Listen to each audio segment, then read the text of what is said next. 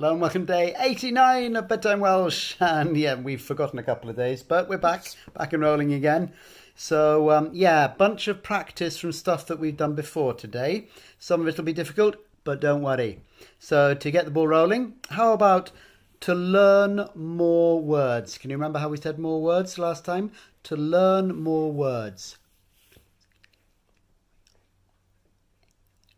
Dysgu mwy o eiriau. Dysgu mwy o eiriau. Yep, da iawn. Okay, how about how to learn more words?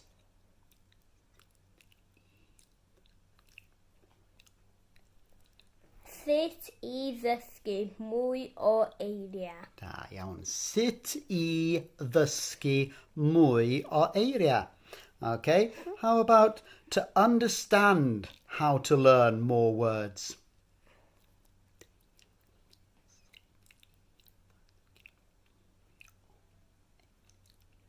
Dysgu, deall sut I ddysgu mwy o eiriau. Da iawn ti.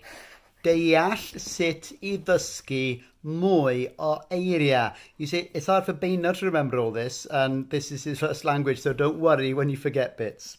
Okay, how about going to understand how to learn more words?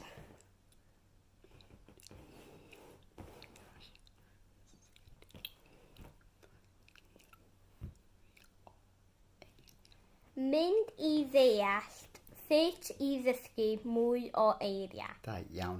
Mynd I ddeall sut I ddysgu mwy o eiriau. If you got anywhere near that one, you're doing superbly well. Hey, what are you doing? You're trying to pull my hair. Okay, how about now, can you remember when we're asking a question, can you remember how to say when? Pryd. Pryd. So how about when are you going? Pryd wyt ti'n mynd? Pryd wyt ti'n mynd?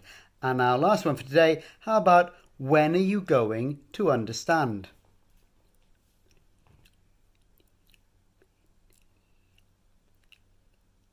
Pryd wyt ti'n mynd I ddeall? Pryd wyt ti'n mynd I ddeall?